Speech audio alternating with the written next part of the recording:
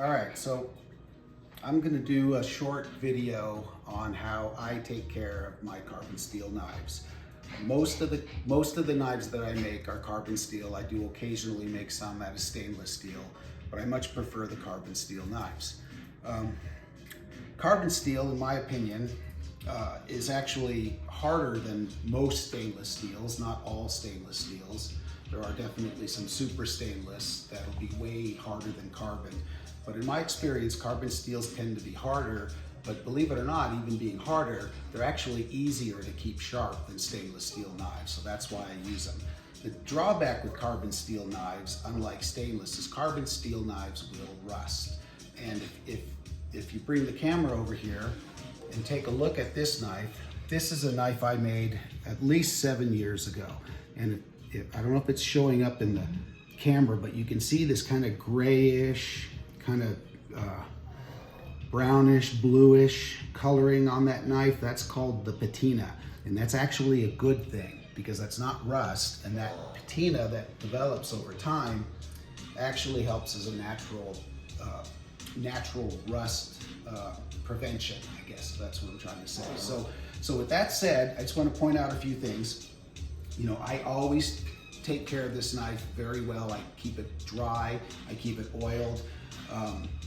I've been using this knife for 7 years and I've never actually officially resharpened it back on the stones. Every time I use it, I just lightly hit it with a steel, a honing steel, you know, 4, 5, 6 times. And I prefer these kind of flat ones or oval shaped ones than the round ones, but whatever you're comfortable with. Okay, so we're gonna go ahead and cut right now and cut into this tomato. So if I was doing this, you know, cutting, say I was gonna cut a bunch of tomatoes up, and when I finish doing that, and I'm gonna go maybe wash out a cucumber or some other vegetable, I don't just leave that knife sitting with the juice from the tomato on it. I just take a nice dry cloth and I just wipe it down in between ingredients like that. So if you do that and you keep it dry and you keep it wiped down, you won't get rust on it, but it'll still develop this patina, which is exactly what you want. After that, when I'm done using it, I will always hand wash it with soap. I don't use a scrubby pad. If you do, you'll scratch off the patina you're trying to develop.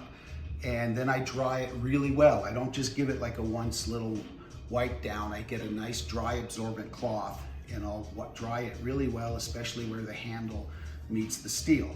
And in case anybody was wondering where I get, you know, this steel, I'm gonna go ahead and put a link on my website as soon as I get a chance for where you guys could pick up something like this. And I'll also try to put links on my website of some of the other things that I like. Okay, so a couple other things just to kind of wrap this up.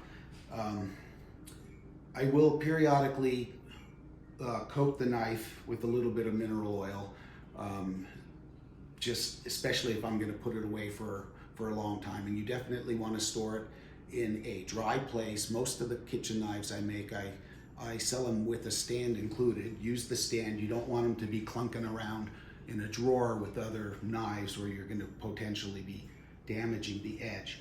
And when I talked about the sharpening steel or the honing steel that I use almost every time I use this knife, just to give you an idea of how much pressure you want to use. This is just an old postal scale that I've got laying around. You could use any scale, really would work.